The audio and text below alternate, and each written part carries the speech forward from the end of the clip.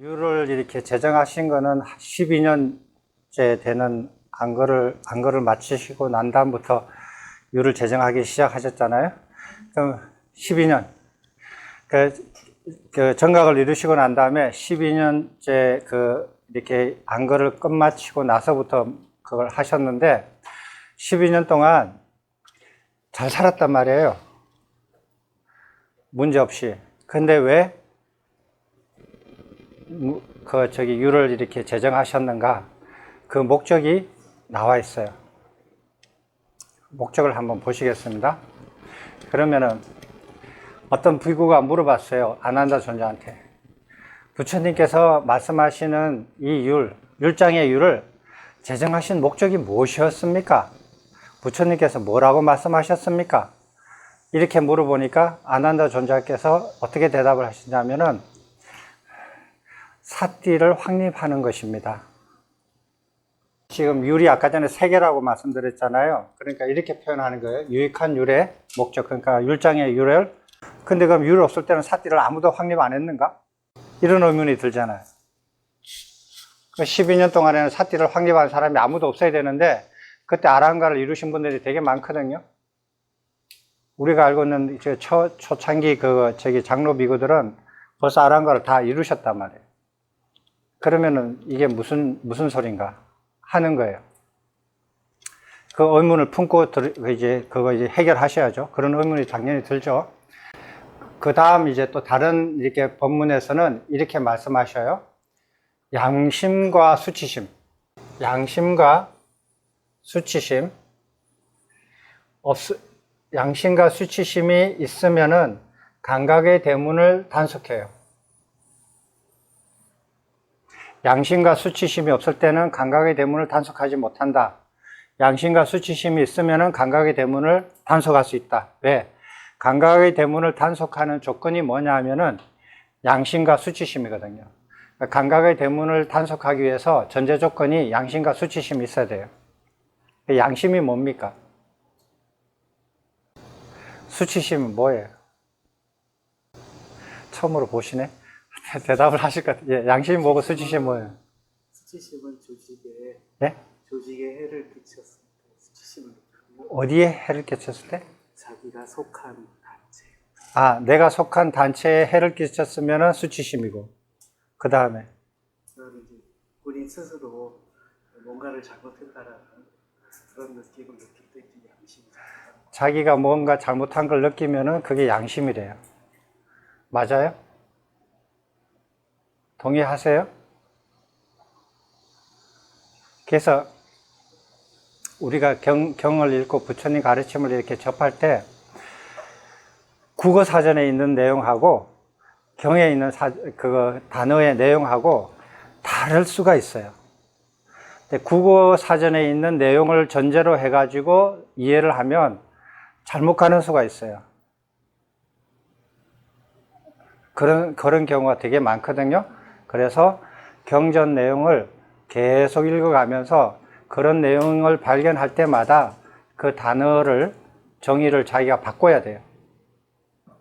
제가 기억이 나는지 잘 모르겠는데, 수치심이라는 것은 내가 속해 있는 단체에다가 해를 끼치는 게 아니고, 내가 배워야 할 것을 배우지 못한 것, 내가 닦아야 될 것을 닦지 못한 것을 아는 것이에요. 그것을 수치심을 느껴야 돼요.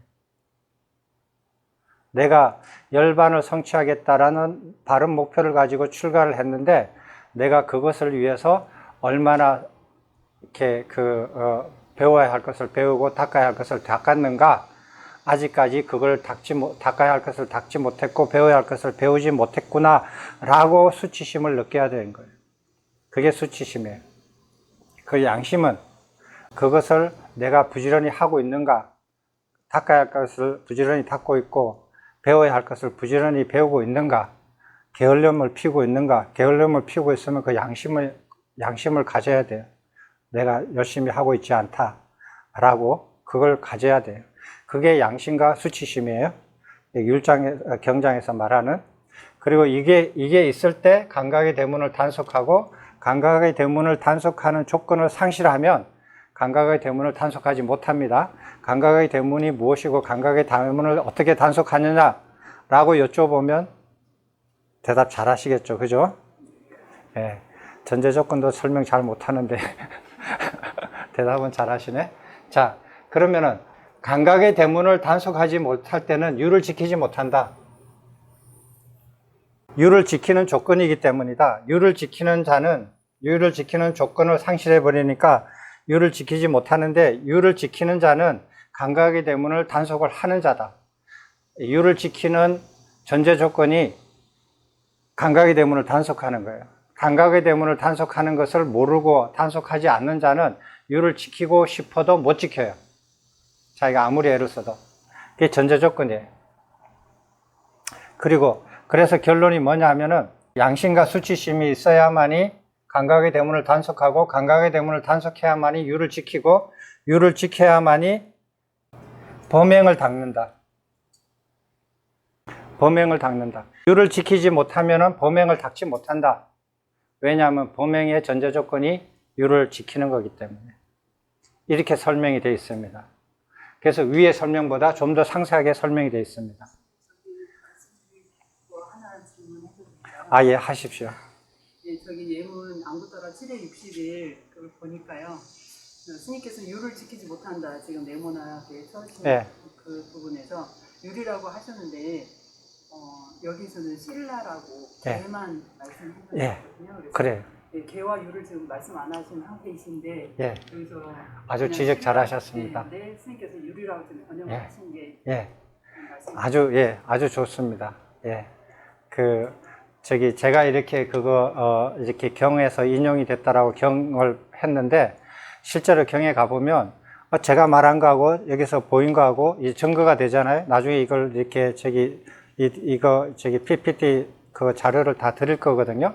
그럼 이제 보면은, 경에는 이렇게 표현되어 있는데, 이 스님은 왜 저렇게, 다르게 표현을 했지? 라고 비교 검토를 하셔야 돼요. 그래서 저 스님은 믿을 게 안 된다. 경에서 말하는 거하고 다르게 표현을 했다. 무시할 거, 버려야 될 건 버리고, 무시할 건 무시하셔야 돼요. 그냥 무조건 이렇게 들으시면 안 돼요. 그냥 아주 잘 지적하셨습니다. 그래서 유래 목적은, 여기에 보면은 사띠에 확립이 돼 있듯이 사띠를 닦는 걸 범행이라 그러죠. 제가 말씀드린 거에 대답은 안 했죠. 안 했는데 그런 태도를 가지고 계속 보셔요. 예. 조금 있으면 이제 개에 대해서 얘기 나오거든요. 그러니까 왜 개를 버리고 유를 취했는지. 그거를 이제 개를 알아야만이 그걸 판단하실 수 있잖아요.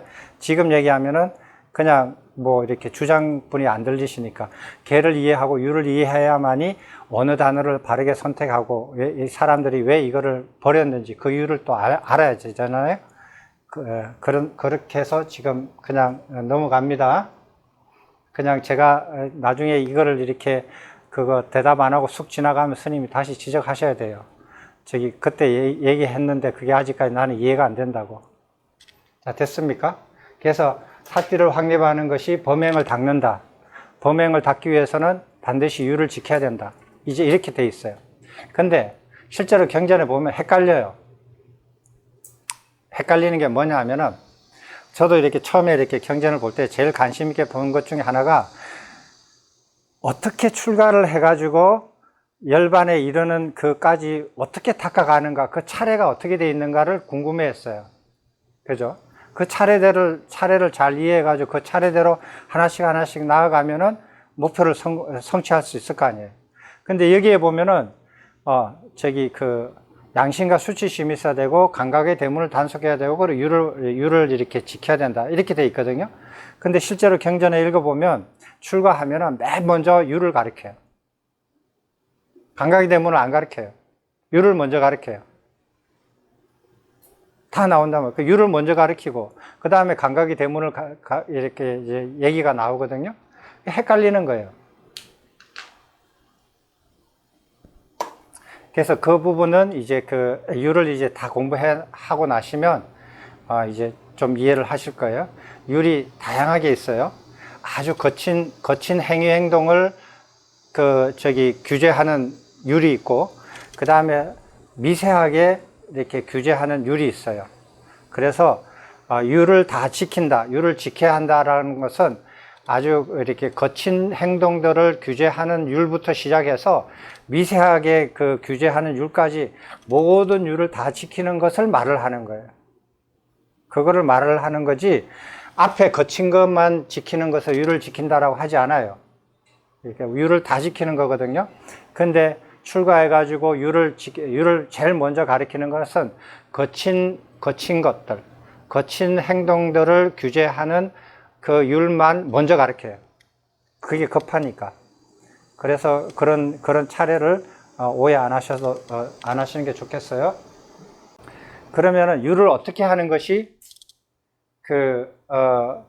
그러면은 율의 목적을 알았어요. 율의 목적을 알았는데, 그러면은 율을 갖춰야 되고, 율을 지키는 것을 이렇게 완전히 갖춰야 되는 것이 어떤 사람이 그걸 원하느냐 이거예요. 10가지를 말씀하셨어요. 10가지 중에 한 가지가 자기가 원하는 것이 있으면은 율을 지켜야 돼. 율을 완전히 갖춰야 돼요. 율을 완성해서 자기가 율을 구족해야 돼요. 됐죠? 첫 번째가 뭐냐면, 그 도반들의 사랑을 받고 존중을 받고 공경을 받기를 원하면은 율을 지켜라. 난 그러면 도반들한테 공경받고 사랑받고 존경 안 받아도 된다. 율 안 지켜도 돼요. 율 구족 안 해도 돼요. 두 번째, 내가 보시를 제대로 받고 싶다. 저 스님한테는 보시가 많이 오는데 나는 보시가 왜 이상하게 안 들어온다 이거예요. 난 보시를 좀 제대로 받고 싶다. 그럼 율을 지켜라. 됐죠? 네. 보시를 받기를 원한다면 율을 지켜라. 나 보시 안 받아도 된다. 안 지켜도 돼요. 세 번째, 보시한 제가자들에게 공덕이 있기를 원한다면, 내한테 보시한 사람들한테 그 사람들이 공덕이 생기게끔 원한다면 율을 지켜라. 근데 내한테 보시한 사람 뭐 한 번 받고 말지, 뭐 헤어지지, 뭐 그거 저 사람 공덕이 생기지 원하지 않는다. 율 안 지켜도 돼요. 그 다음에 나를 기억하는 친척들, 가족들, 혈족들에게 공덕이 생기기를 원한다면 율을 지켜라. 근데 내 출가할 때 원수지간이 됐는데 나 그 사람들 공덕 안 생겨도 돼. 율 안 지켜도 돼요. 됐죠? 그 다음에 보시받은 걸로서 내가 만족하기를 원한다면 율을 지켜라. 내가 보시받은 것에서 나는 항상 만족하지 못한다. 불만족스럽다. 내가 만족하고 싶지 않다. 율 안 지켜도 돼요. 율 구족 안 해도 돼요. 됐죠? 이 다섯 번째. 여섯 번째, 언짢은 말들을 내가 잘 견디고, 그 다음에 언짢은 느낌, 불편한 느낌을 내가 감내하기를 원한다. 내가 출가 생활을 하면서 남들이 나한테 언짢은 말을 하는 것을 내가 잘 감내하기를 바라고, 그 다음에 불편한 느낌들, 덥고 춥고 막 이렇게 벌레가 물리고 이런 느낌들을 내가 감내하기를 원한다면 율을 지켜라. 나 그런 거 감내 안 해도 된다. 나는 불편한 걸 즐기겠다. 남들이 언짢은 말을 하면 내가 갖다 박아버리겠다. 나도 언짢은 말을 한다. 대갚아준다. 그런 거 안 원한다. 그러면 안 지켜도 돼요. 그 다음에 싫어함과 좋아함. 내가 싫어하는 게 있고 좋아하는 게 있어요.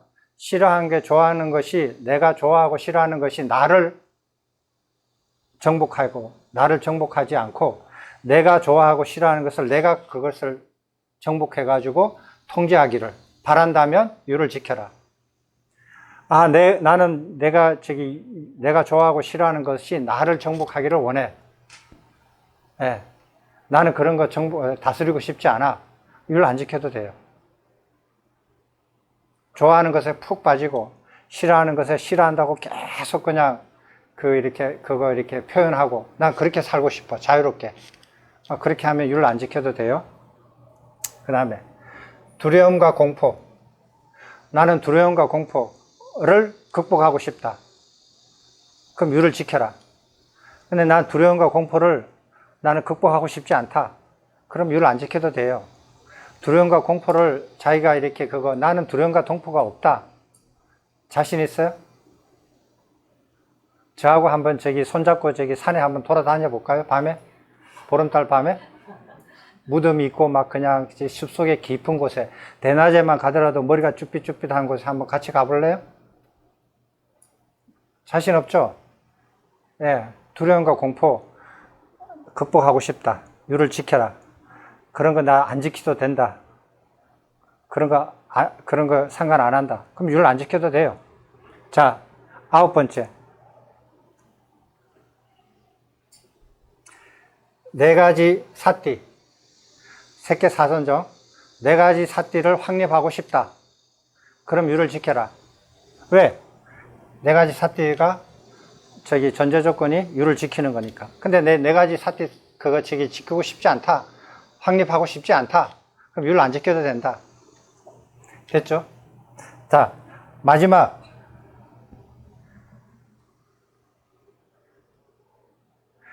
정각을 이루고 싶다. 나는 정각을 이루고 싶다. 그럼 율을 지켜라. 정각 안 이루고 싶다. 나 그 정각 안 이뤄도 된다. 율 안 지켜도 된다. 이거예요. 10가지 중에서 9번째, 10번째, 이거 안 하고 싶다 하면은 살해된 자예요. 올바른 목표를 원하지 않는 사람이니까. 됐죠? 그래서 이 10가지 중에서 10가지를 다 원한다. 그럼 반드시 율을 구족해도 돼요. 율을 구족하셔야 돼요. 근데 어느 것, 이렇게, 다른 거 다 안 원한다 하더라도, 바른 목표인 정각을 이루고 싶다. 이것마저도 아니면은 이 사람은 그거 이렇게 살해시킨다. 죽여야 된다. 살해된 자다. 라고 보는 거예요. 자, 다음. 이렇게 율을 구족했어요.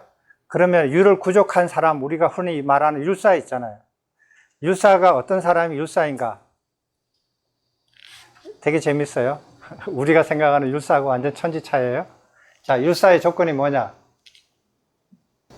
죄를 안다. 죄 아닌 것도 안다. 죄가 아님을 안다. 죄를 알고 죄 아닌도 안다. 경제를 안다. 중죄를 안다. 이제 율장 공부하시면 이 스님들이 이 4번까지는 쉽게 알아요. 율을 잘 지킨다. 율을 잘 지킨다. 그 다음에 5번째. 4가지 사띠를 원하는 대로 얻고 힘들이지 않고 얻고 어렵지 않게 얻는다. 5번째. 열반에 도달했다. 7번째. 이 7가지를 갖추어야, 동시에 갖춰야 율사라고 해요. 이거 다 안 갖추면 율사가 아니에요. 부처님 가르침에 의해서. 됐죠? 여기 보세요. 자, 그 다음에 율을 어기는 사람을 봤다 이거예요. 그럼 어떻게 하느냐? 어떻게 해요? 같이 대중으로 사는데 어떤 사람이 율을 어겼다. 그럼 어떻게 합니까? 곤란한 문제죠. 곤란한 문제. 부처님이 이런 것까지도 다 가르쳐 주세요. 아주 상세하게. 자, 어떤 비구가 율을 어기는 경우가 있을 것이다. 서둘러서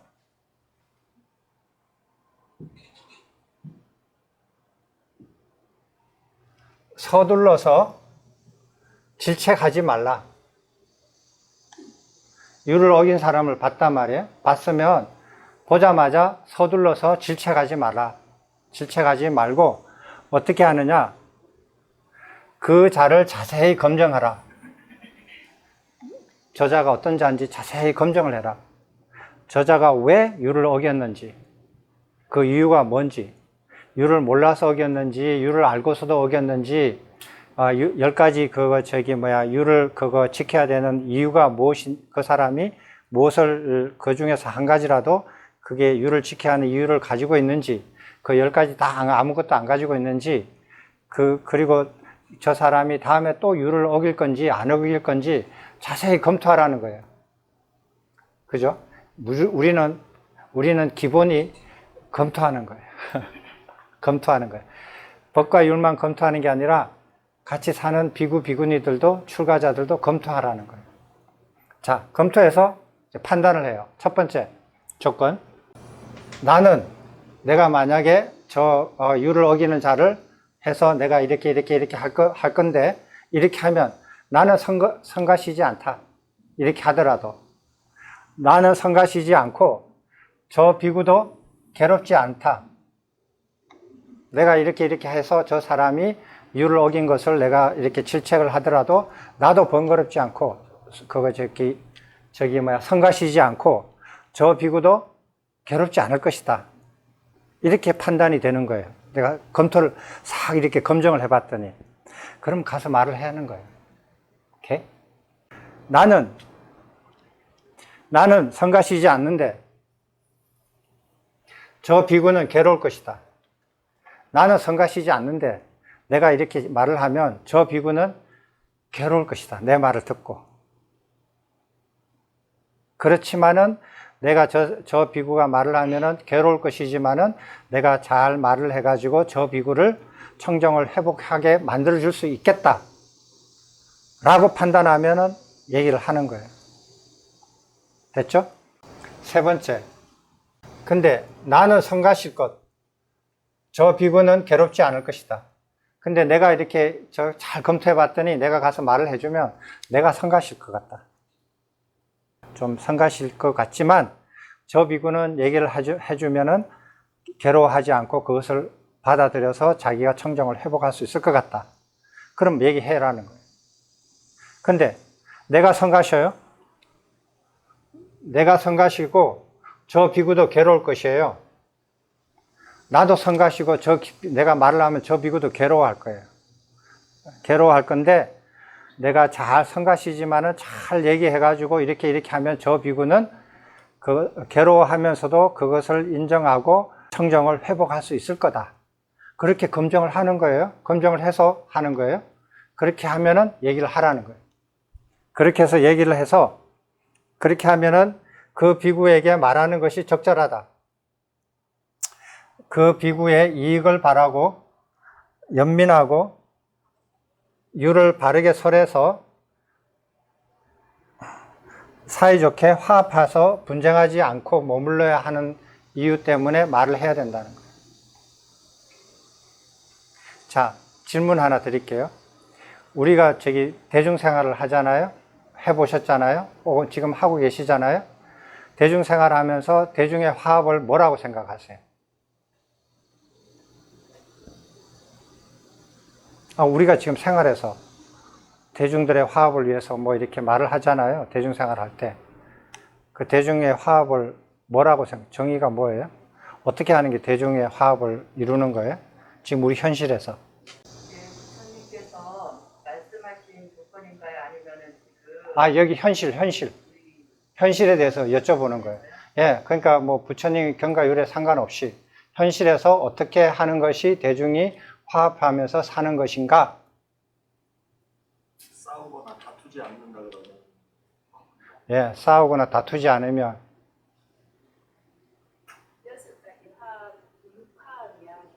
그게 뭐예요? 말씀해 보세요. 6가지 중에 3가지만 말씀하시네? 3가지는 왜 아껴두는 거예요? 아직 안 올라와서. 그래요. 율장에서 화합하는 것은 정의가 이렇습니다. 그래서 제가 율장을 공부하고 나서 현실의 대중들이 화합을 해야 된다라고 했을 때의 기준하고 율장에서의 기준이 좀 다르구나 라고 이렇게 본 거예요. 율장에서는 화합하는 것이 뭐냐 하면은 청정을 유지하는 거예요. 청정을 유지하는 것이 화합하는 거예요. 밥 같이 먹고 뭐 이렇게 울력 같이 하고 뭐 이렇게 어디 갈 때 같이 가고 잠잘 때 같이 자고 뭐 이렇게 하는 것이 화합하는 거 아니에요. 율장에서는 각 출가자가 청정을 유지하는 것이 화합이다. 그게 율장에서 보는 화합이다. 그럼 질문 하나 더. 경장에서 보는 화합의 정의는 무엇인가? 저 대답을 기대 안 하고 질문한 거예요. 그냥 질문만 던지고 지나가겠습니다. 자, 유를 어기는 비구들은 이렇게 해야 돼요. 자, 이렇게 해서 네 가지 경우는 얘기를 해줘요.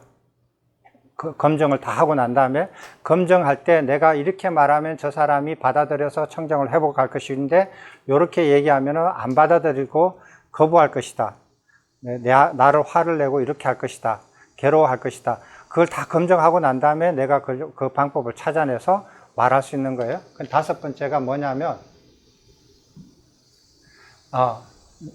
자, 다섯 번째, 나도 성가실 것이고 저자도 괴로울 것이다. 그런데 내가 아무리 성가시더라도 내가 이런저런 걸 아무리 성가시럽게 노력을 해도 증거를 갖다 대고 율장을 갖다 대고 뭐를 설명하고 다 얘기를 내가 아무리 성가시더라도 내가 다 어떤 노력을 다 해도 물론 저 비구도 괴롭지만은 저 비구는 아무리 내가 성가시더라도 노력을 하더라도 저 비구는 분노하고 앙심을 품을 것이고 자기 견해를 고집하고 쉽게 죄를 실토하지 않고 그래서 나는 할 수 없다. 저 비구를 청정을 회복하게 할 수 없다. 라고 검증이 됐어요. 그러면 어떻게 하는 것이 그 비구에게 말하는 것은 적절하지 않다. 그럼 어떻게 되느냐? 그에게 무관심해야 한다. 왜 무관심해야 되죠? 그에게? 말이 안 통하니까요? 말도 안 했는데 왜? 죽은 자니까. 그렇지. 저자는 살해된 자니까. 그래서 무관심하는 겁니다. 그래서 부처님이 무관심하게 대하는 출가자, 비구들, 그 다음에 그 청정한 비구들이 무관심하게 대하는 비구들, 이 비구들은 살해된 자예요. 죽은 자 아니면 살해된 자예요. 됐죠?